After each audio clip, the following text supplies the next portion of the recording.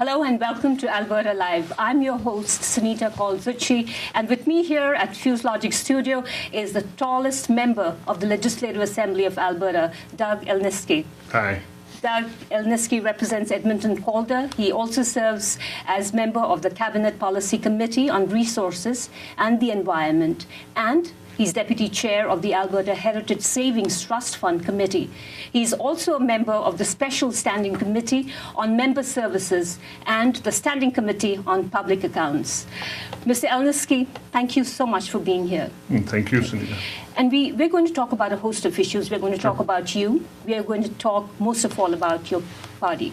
And I think there's a feeling out there that your party is going through bad days. 40 years, that's a bit too much. And people think that it's in a mess. Well, I don't know that 40 years is, 40 years is just a number. It's not, I turned 50 this year. And so, the party has been around for a long time. It's been around as long as, certainly I can remember. But it's not necessarily been the same group of people or really even the same organization. I think it's fair to say that there's been a number of iterations over that particular period of time. 40 years to me is it's a number. But do you and your colleagues at the Conservative Party, do they think that it is in a mess, the province at least? Well, there's a number of fronts to look at that particular question on. You look at it you can talk about it politically, you can talk about it, economically. Alberta, frankly, it's the economic engine of Canada, if not arguably of the Americas right now, certainly of North America. We have a lot of advantages here that, frankly, people don't have in a lot of other places. Our net in-migration says that people want to come here and they want to live here. So we have some internal politics and we play inside baseball on a few things. But really overall, I think that the current state of affairs in the province of Alberta is pretty good compared to a lot of other places. Okay, so we'll not move on. We'll just look at some of the newspaper reports that we've been scanning Sure. the newspapers and keeping an ear to the ground. Okay. This is what people say. Political turmoil. A province once regarded as the most politically stable, if not authoritarian regime in Canada, due to its oil wealth, now looks like one unpredictable mess with rising political dissent from all quarters. So, to most Albertans, Mr. Stelmach's departure is but a reminder that the ship is indeed sinking. Is it? Oh, I don't agree with that at all. I think that if you look across the country right now, and you look at for example, what's occurred to the west, in British Columbia with respect to the leadership issues that they had there, and you look at what's gone on in a number of the provinces down east, they've had similar yet different types of problems. You can't say that it's one particular thing that is at effect here. We've just come out of the worst recession since frankly, the Great Depression of the 1930s. And Alberta's the only province that's come out of it unscathed. But we have nonetheless come out of it a little bit bruised. But, we have not come out of it with any debt. And, but people don't like uncertainty. People don't like,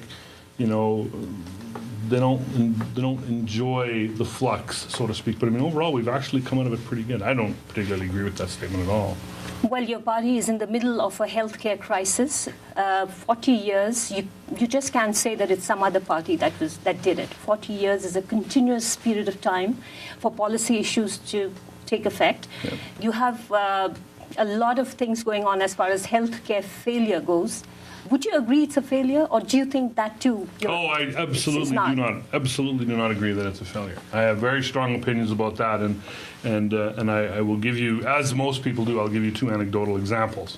So my grandson, Dominic, who is just turning 3, does what many little boys do and bounces on the bed when he's not supposed to, and does also what many little boys do and fell off the bed. And went into the hospital, went to the Royal Alec, one of the busiest emergency wards in the country, went in there last Thursday night about 8 o'clock and got absolutely fabulous time and attention from the nurses, walked out the door with 5 stickers, and, he was home at 11 o'clock. Fantastic. That's great. However, that does not camouflage the real issues within, that you're pumping 40 to 50% of provincial budget and the federal budget into the healthcare system. Yeah. Okay, and after the furor, if people are getting a better service, fantastic. It better be so, because you are in an election year. But that does not cover the real issue here, unless you want to say there is no problem there. No, I'm not prepared. I'm certainly not prepared to say that. But there's a difference between the problem that's viewed as the media circus and in fact some of the systemic issues that occur on the ground. There's no question that healthcare expenditures are eating everybody's lunch. In the province of Alberta, and we're pretty well off, but in the province of Alberta, between what we spend on healthcare, what we spend on education, what we spend on advanced education, and what we spend on seniors and community supports, so 4 areas of expenditure that people have said is absolutely critical to us. So we spend we spend about 78% of the provincial budget on those 4 areas, and so you either have to say to yourself, well, are there services that you don't want to deliver, which people have very clearly come out and said that they don't want to talk about that. Or do you simply look to maintain alternative forms of revenue? We're pretty lucky on the operating side in Alberta. We're not running at deficits. We're running our deficits on the capital expenditure side, so we're doing pretty good there. But you can't argue that healthcare is not the biggest cost that we and every other jurisdiction faces. Well, 40% of the budget is quite a bit. And second issue is that there is no leadership there to actually take on some of the issues that are facing you. For instance, even if you look at the doctor problem, you look at some of the infrastructure problem, there's nothing to show up there. Well, I think that the movement to one single board to Alberta Health Services was the right decision. And the challenge with those particular types of things is that you don't, in a province the size of Alberta, need health regions where every region runs a different set of purchasing and a different set of health records management and a different payroll system and a different accounts payable system and those kinds of things. All of those are non-healthcare related service delivery issues, and completely they work better under the large sort of dynamic that they have. Where they're having the struggle right now, and I think that the new, the staff that are involved are out, everybody's trying really hard. The struggle they have now is understanding what everybody's role is in the new model and making sure that they're actually delivering at the efficiencies that they're supposed to. But they're all trying very hard. Okay, I'll come back to that later. Okay. But first, what's happening within your own party? As an outsider, what I feel and what appears to everybody else is that there's some kind of a squabble going on for the leadership of this party. Mm-hmm. Every day we're hearing somebody or the other is putting in his or her name. Oh, yeah, I agree. I don't think that the run for leadership is over by a long shot. I mean, ultimately, the leadership of the party is for many people as the big prize. I'm not running for leader though, just in case you're wondering. And the reason the reason a lot of people are is because a lot of people feel that that's the next logical step for them. I mean, at this moment in time, we have Ted Morton and Gary Marr and Doug Horner and Alison Redford and Doug Griffiths. So we have 5 people who have all entered the race today. I don't honestly think that we're done yet. I think that there's at least 1, maybe 2 more inside people that are going to come on board, and there may be 1 or 2 outside people that are going to come on board. So do you want to tell us who it is going to be next? Who's going to say me too? Oh, I don't know for sure. There's a lot of speculation about a lot of different people. Well, what to you does it mean that there are so many people who are actually so keen to say me? It's like a kindergarten race. It's the candy is there. You got to just run for it. Well, I think ultimately what it means is that the prize has value. I think really that's the case. I mean, let's go look at a couple of the other political parties that are doing the same kind of thing right now. So we have the official opposition, who are also in the middle of a leadership race and who have just only recently now had a second contender come forward, and we have the new party, the Alberta Party, who has just recently come forward, and I don't know that they have 2 candidates for those jobs. Do they? Yeah. Oh, okay. I wasn't sure that they actually had. So the difference between the 2, though, I think is when you look at becoming the leader of the Progressive Conservative Party, there's a very significant organization exists there. This is a very significant structure, and it's a party that yields very, very good results. It's obviously got some value to people that they wouldn't be willing to go for it. So what do you think the outcome is going to be? Predictable, unpredictable? Do you think the PCs are being hemmed in from all sides now? The opposition is really, if I may use the slang, gunning for you. Would you think so? Oh, yeah, we're a big target. They're strategizing. Well, they're strategizing. And so are you. You betcha. There seems to be a method behind the madness. So many leaders coming out. Well, I don't know that there's a whole bunch of strategy around the number of leaders that are coming forward specifically, but I think that the hearts and minds of Albertans ultimately are won by fiscal conservatism and social pragmatism, I think is probably the best way to put it. And that's what people want. There's a very big difference that we must never forget in the province between those people who play the political game and those people who don't. And we refer to it as inside baseball. So if you're playing the political game, then you're a stats master and you're keeping track of everything. If you're not playing the political game, if you're too busy working to play the political game, and fortunately a lot of people are, then what it really comes down to is, does my kid have a school? If I need to get in and go see the doctor, can I make that thing happen? Keep my taxes where I can afford them. When are you going to get 63 twins so I can get to work? And those are really where a lot of people's hearts and minds are. And that's exactly what I'm talking about. I think the PCs are getting, I think they're out of touch. Not me, but I think what the general public feels, and I've been talking to some people and reading, you guys seem to be out of touch. Pardon my colloquial style of interviewing you today, but I think that's the only way I can make you understand that the PCs are not in touch with what's happening around them. This is the same Alberta, which once upon a time had social credit party. Yeah. So are you underestimating the strength of the mood for change within this province? Are you underestimating it? No, you should never, ever underestimate the strength of mood for change. And to do that is sort of feeds into the criticism of the arrogance, and I'm not going to argue with that with people saying. So what are you doing to change yourself? I mean, changing one person with another with another. Mm-hmm. What's the cataclysmic change within the party thinking that is going to happen to get you back to where you were? I would natura non facit saltum, which is Latin for nature does not leap, and I think that cataclysmic change, while is exciting, and I don't know necessarily that it brings about results that you anticipate all the time. And again, when people want to have their services delivered to them, and they want to have a wide variety of issues that they want their issues addressed. And they will elect and they will support those representatives that either A, have in the past been able to deliver those particular things, or who they believe in their heart of hearts and in their best minds will be able to deliver those things. In the case of Alberta, the Progressive Conservative Party has been successful in doing that for 40 years. But the Progressive Conservative Party of today is not the same Progressive Conservative Party of, Peter Lougheed in 1971. It's quite different, actually. And we're very much aware, and I mean, this technology discussion we're having today and the fact that we're live on the internet it suggests that we're in a different era. It's impossible to do something now and not have it be known virtually instantaneously. And it doesn't matter where it is. I mean, we're watching, the events unfold in Japan, for example, in nuclear power plants at a rate of knowledge that was unheard of in 1979 with 3 Mile Island. And it's a very, very short period of time and a huge amount of change and a huge amount of data. And, it's difficult to keep track. It's difficult to know where it is you go, what media do you pay attention to, what resources do you garner and bring in front of you, because every decision you make now is so quickly scrutinized.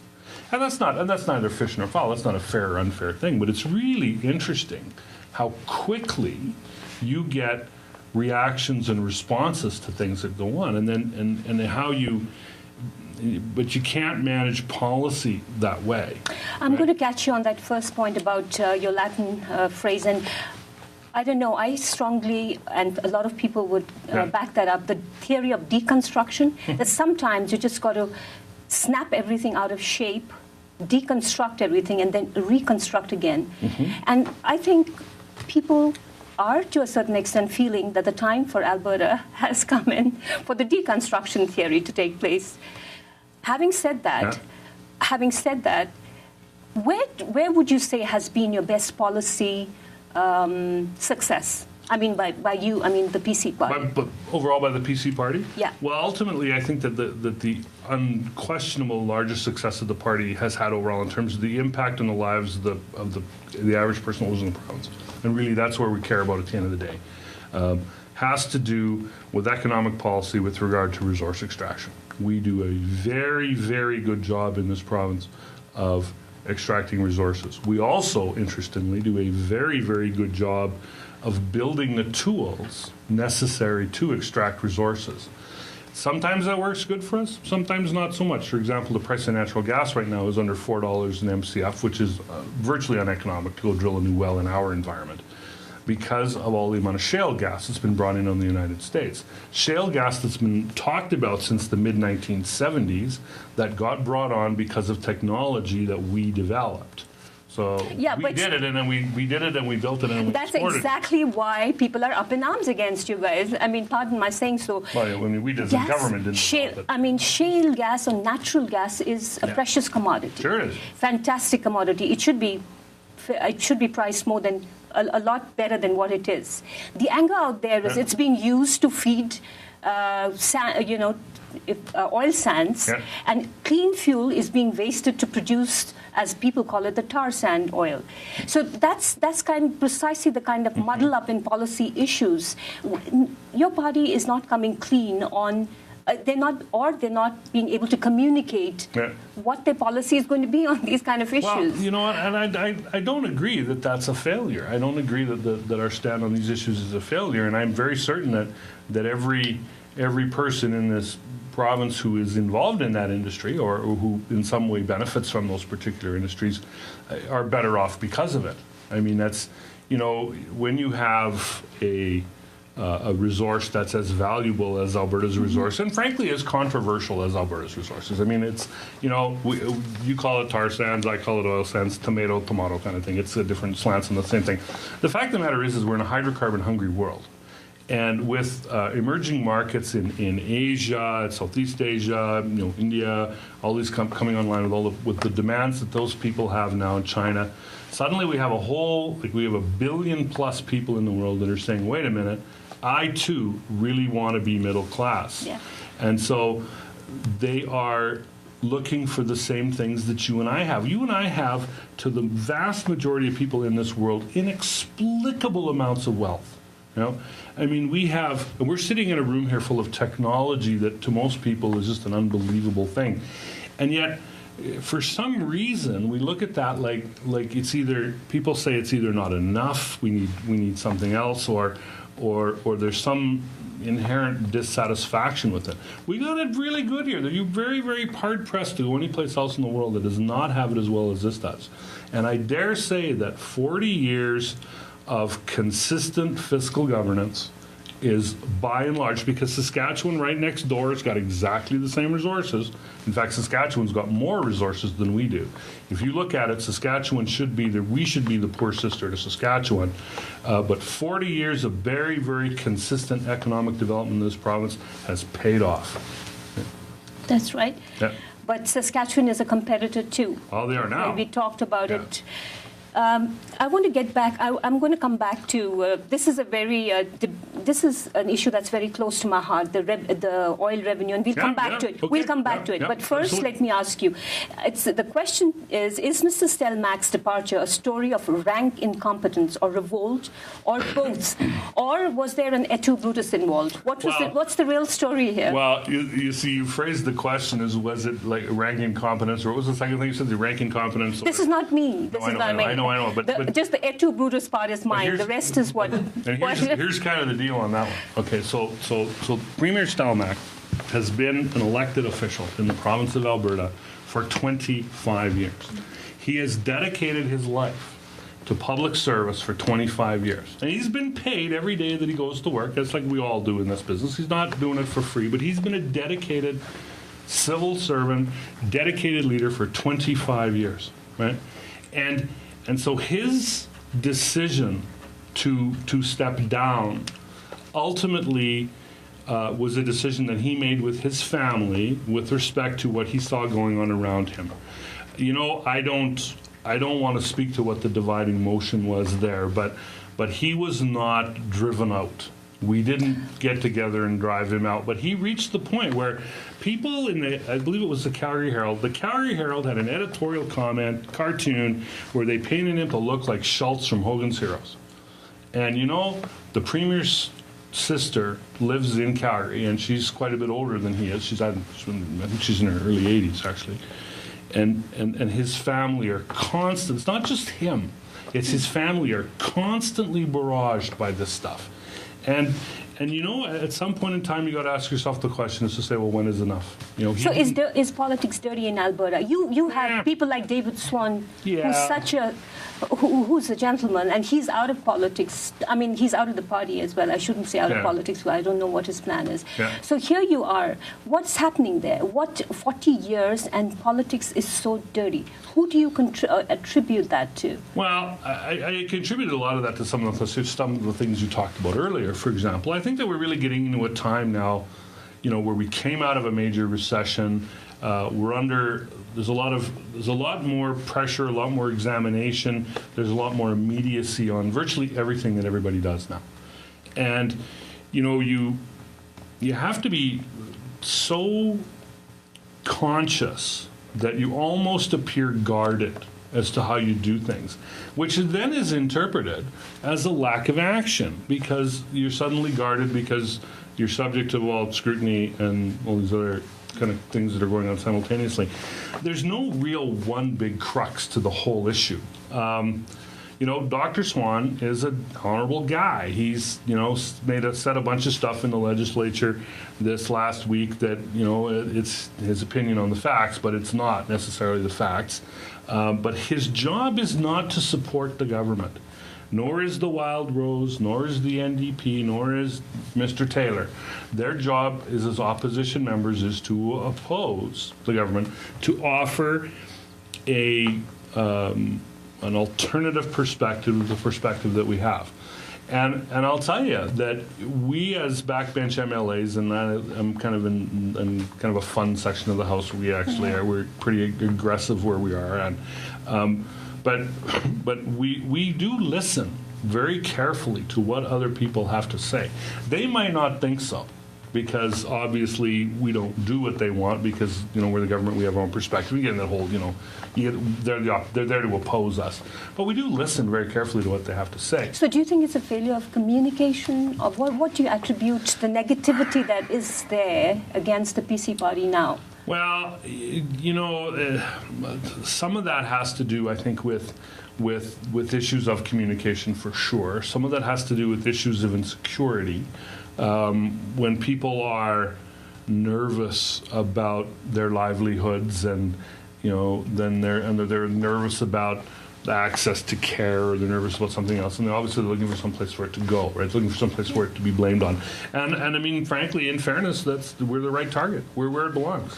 And do you think it's also to do with the new generation of leaders? Let me draw your attention to a well-written piece in Maclean's. Okay. It talks about the frozen in time Quebec political scenario. The reference being, I guess, to the decades-old debate of Quebec's socio-political identity, now cracking up and giving way to a wave of new questioning in a different direction. The question of financial structures layered over the debris of eternal angst. Sorry, I think I've got it wrong here. Quebec, let me ask you the question straight off. Let me not read that. Okay. Let me ask you the question straight off. The dialogue in Quebec is changing. It was the angst over identity that preoccupied Quebec. Suddenly, there's this crack in the financial well-being of even a wealthy country like Canada. Let's not forget Europe. Let's not forget the US. So is the questioning now from angst to the personal identity bit going to financial, what's happening? We're not doing as well as we thought we were doing. Is that what's happening? Well, to some extent, but I mean, a lot of this is natural. But some things have occurred in the last like, I don't know, 15, 20 years. René Lévesque was relevant in, like, when I was a kid in the 70s, right? And we were all afraid that Quebec was going to separate, and school children were phoning, their home phone numbers in that area code to tell people not to leave, and all those kinds of things were occurring. And I remember the referendum, the vote was extremely close. That's not an issue for the current generation of people that are there. I mean, Canada has, as a country, undergone a phenomenal and tremendously positive change overall. I mean, even the, I refer to it in conversation all the time as the new face of Canada. In my constituency of Edmonton-Calder, I have the Africa Centre, I have the Jamaica Centre, I have the Dutch Canadian Club, I have the Polish Society, I have the Ukrainian dance troupe. And when you look at all of these things together, I mean, the old sort of traditional kind of Anglo-Saxon perspective on the world probably doesn't resonate with a lot of people anymore. And I understand that, but their opportunity to come in is there as well. I took the example of Quebec because the focus there is shifting, and so is it in Alberta. Oh, yeah, clearly. So perhaps, there is, as I was talking about, a younger generation of leaders like Danielle Smith. And again, I'd like to quote, I would like to quote the magazine. The MacLarens, it says that Albertans are fed up with the big spending machine politics that your party represents. Danielle Smith has injected glamour, charisma into the deadpan politics of this province. And how do you think this will affect your party? Well, I think that ultimately in Alberta, as is in any other jurisdiction in the country, I think that, Jean Chrétien sent Preston Manning a Christmas card every year for many years because having two parties representing what is essentially the same political ideology is a recipe for vote splitting, frankly, and that was what happened. Chrétien formed three majority Liberal governments essentially based on that particular thing at the federal level.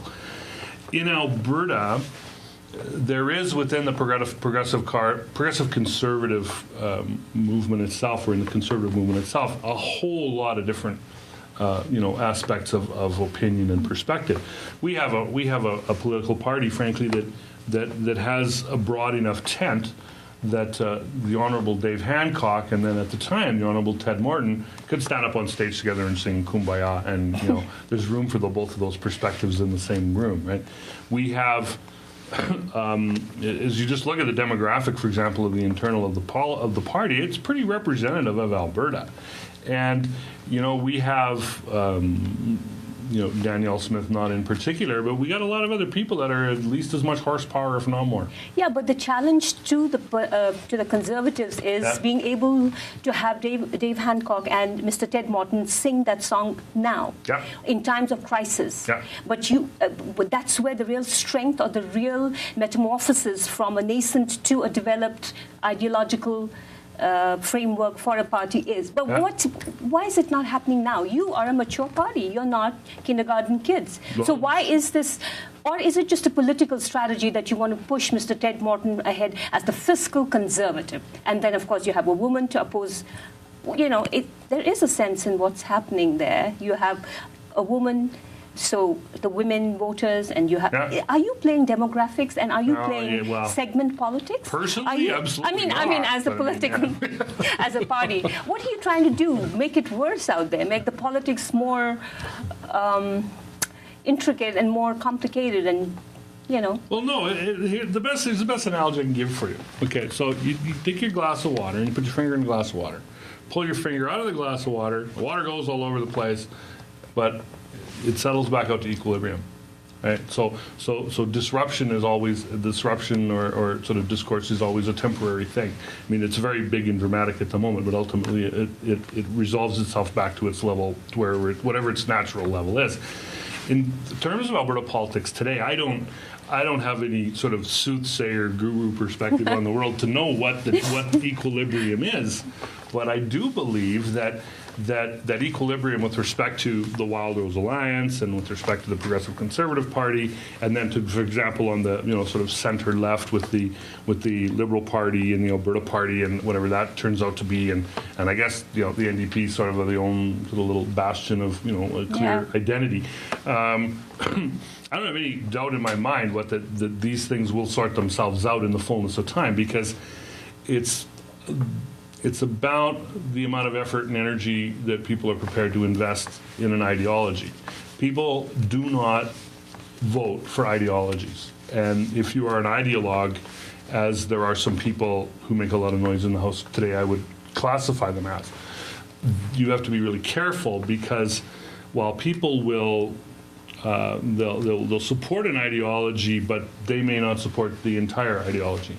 I have people in my constituency who come from every possible angle in the perspective of a continuum of whatever it is that they believe. And my job as an elected official is to talk to them all. So too it is with a political party. So where do you see it heading? Where do you see it? I don't think that the Progressive Conservative Party or the Progressive Conservative Movement, as we see it today, is. I think that there's a lot of rhetoric. I think that there's a lot of noise. But frankly, I don't think that it's in jeopardy. I think that if we do as MLAs the job that our constituents ask us to do, we'll get reelected. If we as MLAs don't do the job our constituents ask us to do, we won't. And at the end of the day, it's pretty simple. Like, if my constituents do not like what I do, they will not vote for me.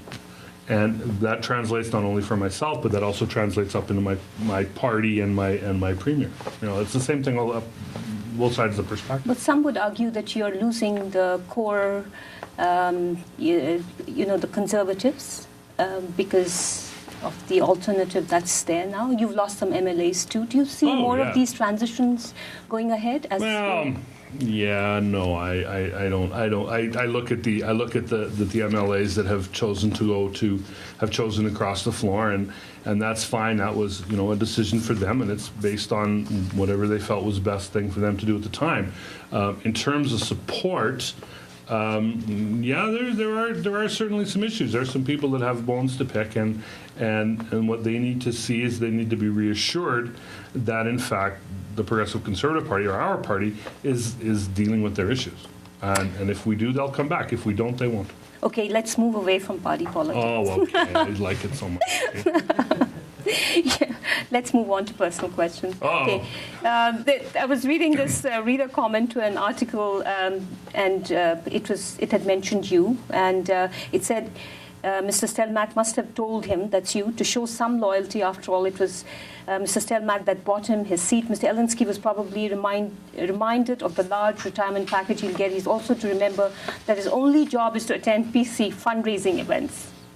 Really? Is that true? Are you the official fundraiser for the provincial PCs? Oh man, if I'm the official fundraiser of the PC party, we are in serious trouble. We really are. That's entertaining, but that's not really true. No, that isn't true at all. I think if the premier had bought me my seat in the last election, I think I would have asked him to spend a few extra bucks and get me more than a 200 vote win. And wore out 2 pairs of shoes door knocking, which really ultimately is why I think we won the race. No, I have no idea. I think that might be a perspective. Well, I mean, and I am at every PC function that there is virtually. But again, it's the same thing. You raise money as an elected official, both at the party level and at the constituency level. At the constituency level, because that's what your election campaign consists of. Right? At the party level, you have to keep the organization itself afloat. And everybody participates now. But I'm not the bag man for the party. So have you hooked on? I'd be a lot better off if I was with it. Have you hooked on your carriage onto Mr. Ted Morton's bandwagon? Is that true? You're having breakfast galas in your constituency. Well, again, I don't know that I would call it a breakfast gala. We had Ted for breakfast yesterday. Yeah. Because last year when he was finance minister, we had St. Patrick's Day with Ted Morton, the finance minister. Yeah. We sold basically the same number of tickets as we did this year. Well, we liked the event so much that we decided we were going to keep it. So we had booked with Ted last year to have the same event. And, of course, as you know, in January, Ted stopped being finance minister, and he became, an independent backbench MLA who then decided he was going to run for the leader of the party. And that's fine. So we kept the event for him for a bunch of different reasons, but also because I thought it would be interesting for people to talk to him.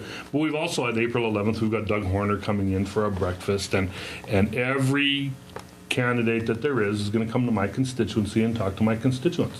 They've all thrown their hats in the ring, and as far as I'm concerned, I'm going to work them all like rented mules, and they're all going to produce something for me. Okay. Yeah. Since you don't have a horse right now to lead the carriage, let it be mules. Okay, well, mules are fine. Mules are hardworking. They are. Okay, now let's move on. And the issue of policy. A report from the reputed C.V. Howe Institute talks about Alberta's fluctuating revenue base and how that makes it impossible to carry out long-term plans. It also undermines ability to forecast and manage revenues, and I read from the report, government revenue volatility can have important negative consequences. The two provinces most heavily reliant on volatile energy revenues, Alberta and Saskatchewan, have the worst records of hitting budget targets. Revenue volatility also makes it more difficult for the private sector to predict future government tax and spending policies, which could have important consequences for private sector investment decisions. What do you have to say about it? You're still, despite all this, I was going through the Hansard, and there was a debate on energy, and I think the energy minister said that he was boasting about the increase in revenues and how Alberta would be right there back with all the deficits gone because of high revenue. You're still hitching your you're still playing the energy card. There can be no question. I mean, ultimately, Alberta is a hydrocarbon-driven economy, and whatever we consider our response to the hydrocarbon question ultimately is where we're at. Given that, however, we have in Alberta, we have a very robust agricultural sector, we have a very robust forestry sector, and we have some absolutely fascinating new and upcoming and new and growing technology sectors. I've heard the commentary about these other issues for a long time, and it's never going to be, okay, we're just going to go away from this hydrocarbon-based economy, and tomorrow we're going to become sustainable, and we're going to do something else, right?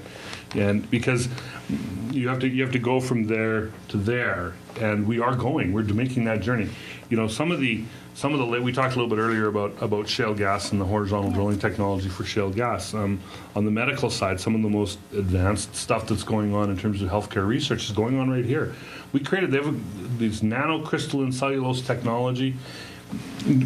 You may not remember this from when you were a kid, but there used to be a book out there called Dune. And the guys behind the computers probably read this stuff. And it talked about these spaceships that these like vehicles these guys had, and they grew them. They called them organics, right?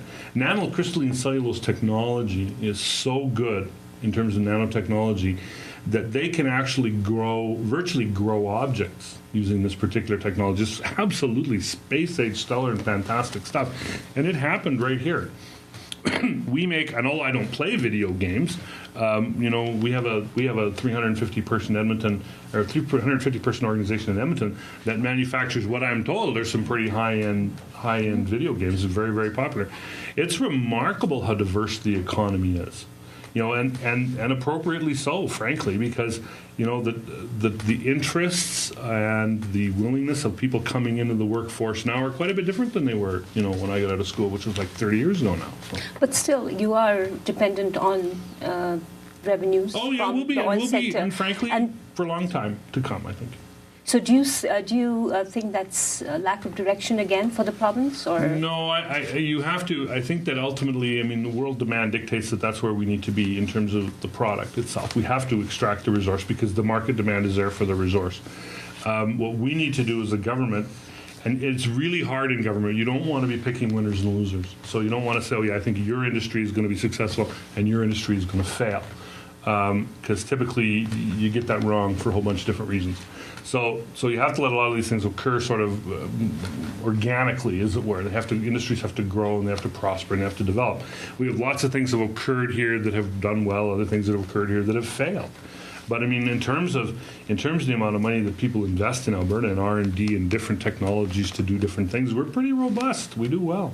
Okay, I'll get back to the health issue. You presented some papers in the Assembly. Was it 2 days back or 3 days back? And I want to play a clip of, you were talking about Wild Rose Alliance and one of the health shadow health minister's involvement in an international hospital. Oh yes, okay. So okay, I would like, sure. what's going on there? This seems to be a deeper issue than what meets the eye. What's going on there? Well, there's a couple of things at play there. First of all, do you want us to listen to the clip? oh yeah, first? go, yeah, play the clip. So that the viewers, comes up to you and says, "Hey, I think we have the same DNA." So when a member of the third party long ago, I didn't really think very much about it. As events unfolded, however, I began to wonder how someone could possibly know a person's DNA unless they had access to some pretty advanced medical technology. It turns out that one of the finest places on earth to get such information is the Canadian International Hospital in Hanoi, Vietnam. Now this is a 5-star facility. This 200-bed luxury hospital, fully staffed with Canadian physicians, operates the most modern diagnostic and treatment facilities, including patented DNA sequencing technologies. Now, I've never been to Hanoi, but clearly there must be some link here. So I was not surprised to learn that the chairman of this facility, this private for-profit luxury hospital that caters to the seriously rich sick people, happens to be none other than a well-known doctor, former cabinet minister, and recently proclaimed Wild Rose policy advisor on health. The Canadian International Hospital, which sounds more like a resort than a hospital, has the finest, most modern facilities. I am particularly impressed by the accommodations for the 30 Canadian physicians who will move to Hanoi. I mean, so long as you have a surplus of doctors in Alberta, how can the loss of 30 really matter? Of course, it does translate into about 200,000 cancelled appointments per year over here, but really, who's complaining? You can skid in a seat. So what's the allegation there? What, I mean, I know what you're trying to say, but could you elaborate what is? Well, you know, it is, I think, disingenuous. And the reason that I made the member statement was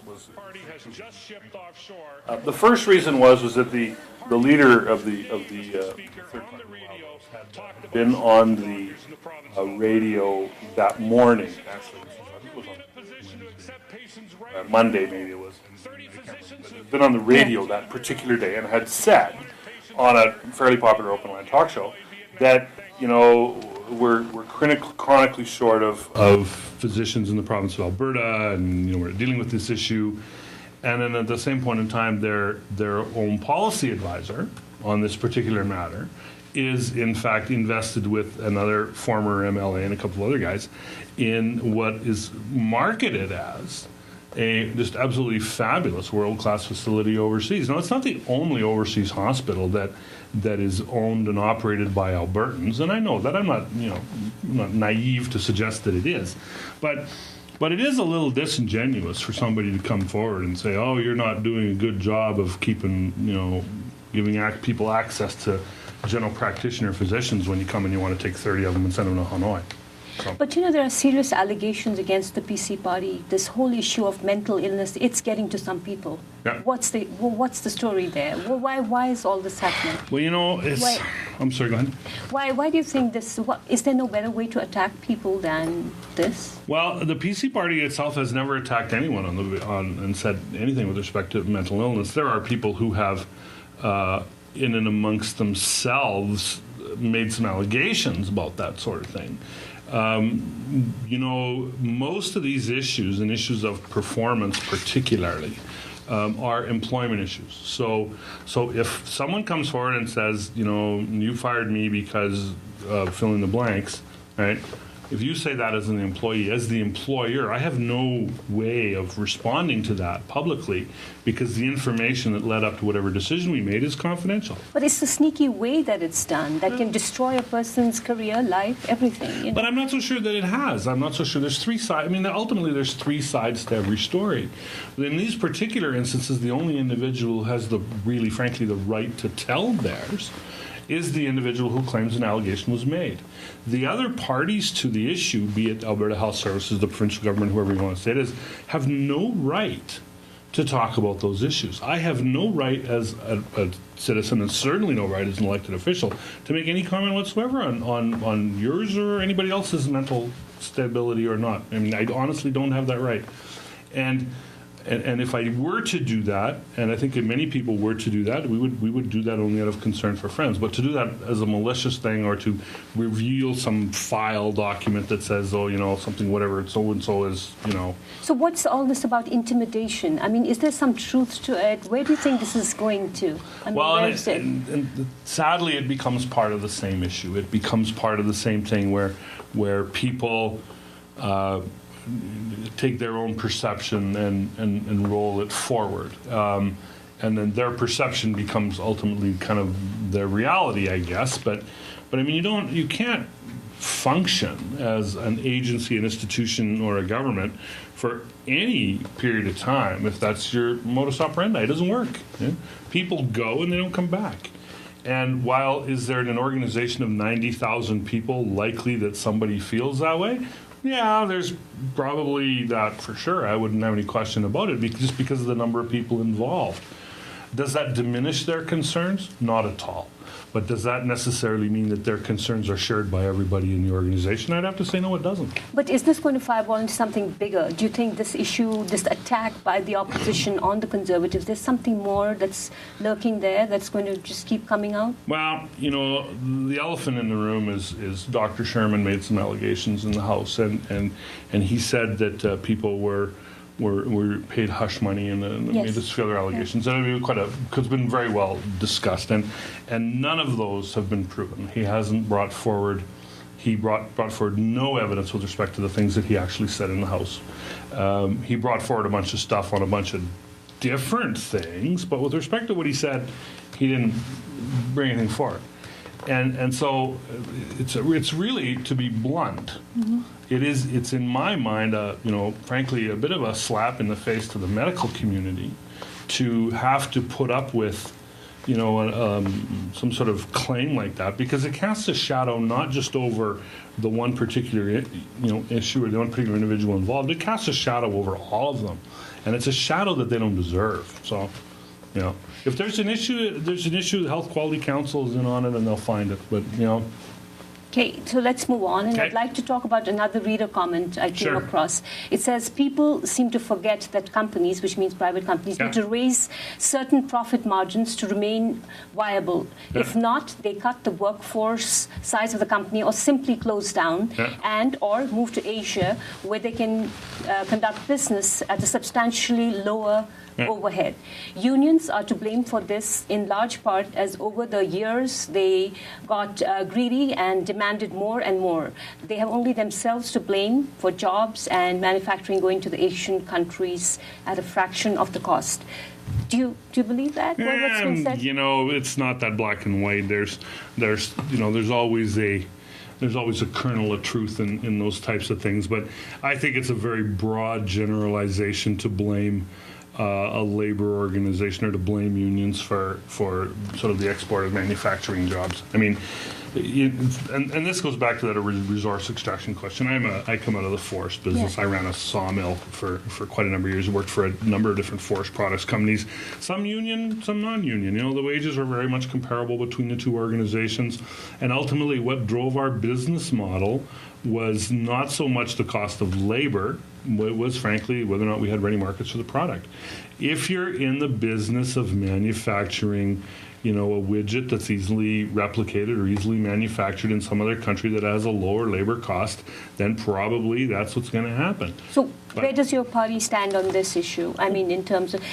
In terms of which, the union part of it? The union, because we see ambivalence there. You have the typical education thing, and I don't want to keep repeating it. That seems to be whipping a dead horse. But, it's just an example of how you guys, your core, that's not your core principle. You said that you would freeze bonuses, and then you went back as soon as the election year, as you entered an election year, and you retracted and you went forward. There's nothing wrong in that, but the point is, are you again changing policy and your core principles as a party because you have an election year in front of you? Oh, I absolutely don't think so. I mean, you always are. You're always aware of what public perception is, but I mean, you have to stand on the record that you run. The public are not foolish. They're very, very, very smart. And so if they perceive that that's what you're doing, then you're going to get in trouble for doing it. But in Alberta has some sectors in the province are heavily unionized, some sectors are not. I mean, my own sector, the one that I seem to lean towards the most because of my background and training, is construction, for example, and we have in my constituency, both the open shop, the alternative union, and the building trade union organizations, and they work very well together. I mean, it's all, and certain types of organizations are able to deliver certain types of things. So, you can't just flop a policy because you have an election year coming up, because the cycle times are a lot longer than that, and frankly, people are smarter than that. Yeah, but the basic wages are still the same, and BC went ahead and it scored a point on other provinces by increasing just recently the minimum wage. Okay. And the basic wage or the minimum wage for certain professions remains the same. It's and those are the people who need help the most. Yeah, I agree with you there. Why haven't you done anything for them? Well, no, that's actually Thomas Lukaszuk, the Minister of Employment and Immigration, had responded to some commentary about this very issue in the House recently last fall, and an all-party committee sat together and they're actually still in the process of making some recommendations. Again, it's always, you ask yourself, well, who are the people that are earning this particular type of money or working those particular kind of jobs, and is it a question of increasing the wage, or is it a question of supplementing them in some other way? If you go to buy a cup of coffee or a sub sandwich, you as a consumer have a price point. And in fairness to the person that owns that shop, he has the right to make a living, and probably labor is one of his bigger costs. So for him to increase his labor costs, quite likely makes his particular munchie uneconomic, so he can't produce it. But he can't raise his price because you as a consumer won't pay it. So but then he's got a challenge. Right? But the same argument goes for the government. Yeah. You are hiring thousands upon thousands of people. Yeah. So if it's inefficient for $1 to go up as far as minimum wage goes, how come you're raising 4%, 6% for other people? How come? Why don't you see the model there? So does government need to get out of business is my question to you. So why do you keep hiking it and make it? Yeah, but the logic. Let's look at the logic. You're telling me that it's not profitable. It's not competitive enough for that coffee shop owner to hike that $1 for 5 people. Yeah. So how come the government is hiking 4%, 5% in salary increases at a time when we are running deficits? Okay, well, because the only sector that is in fact has had wage increase adjustments like that are the school teachers. So the school teachers' collective agreement was established. Doctors as well. Well, and doctors as well. A doctor doesn't, in fairness to doctors, a doctor doesn't get paid a wage. A doctor can bill, for example, general practitioner. A general practitioner can bill $400,000-$500,000. But the subsidies in terms of subsidies in terms of infrastructure, in terms of other services provided. So if he would have to open up his own shop, he would have to pay a tremendous lot. So there are subsidies too. Well, so the government is not efficient enough. So let's face it, we need a new model of government. The government needs to get out of our lives. That's kind of a leap. You can't go from talking about one thing with regard to... but it's so correlated. Well, if you think that's not efficient, how come you don't use the same yardstick for the government institutions that you run? We do use the same yardstick for government institutions, and frankly, the Alberta Medical Association is in discussion right now. They're in negotiation as we speak. I'm not going to tell you what the results of that are because I don't know. But with respect to the provincial civil service and with respect to other than teachers, frankly, and that was a collective agreement decision that was made. It was a commitment we made. We're going to honor it. But with respect to those, there hasn't really been a whole bunch of change in any of the others. People whose increases are tied to inflation don't get any particular kind of increase at all because, frankly, the inflation rate has been stable. But it's been about 1%. Now it's higher. It's moving up a little bit. Well, we're going to see some more movement this year. Food is going up, and fuel certainly for sure. But I don't want to get into the basket of goods and services that makes up inflation because it just gives me a headache. But it's because it's always that's so subjective. But we don't apply a different measure. But for example, with regard to minimum wage, that particular thing's being worked on. People are talking about that stuff now, and it's an all-party committee, so everybody's represented at the room. Both, the NDs, the Liberals, and they're all having the conversation.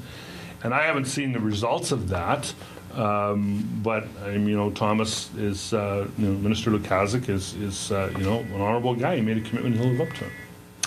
I owe you a debt of gratitude in my personal, my present avatar is thanks to you, and I want to thank you once again. I mean, that's between you and me, but I want to thank you for that. You and me and everybody in the internet. And come on. Everybody in the internet. But I want to thank you once again, a second time, for being here with us. Thank you so much. It's a lot of fun, and thank you, Sunita, anytime at all. I'm more than happy to be here. Thank you so much.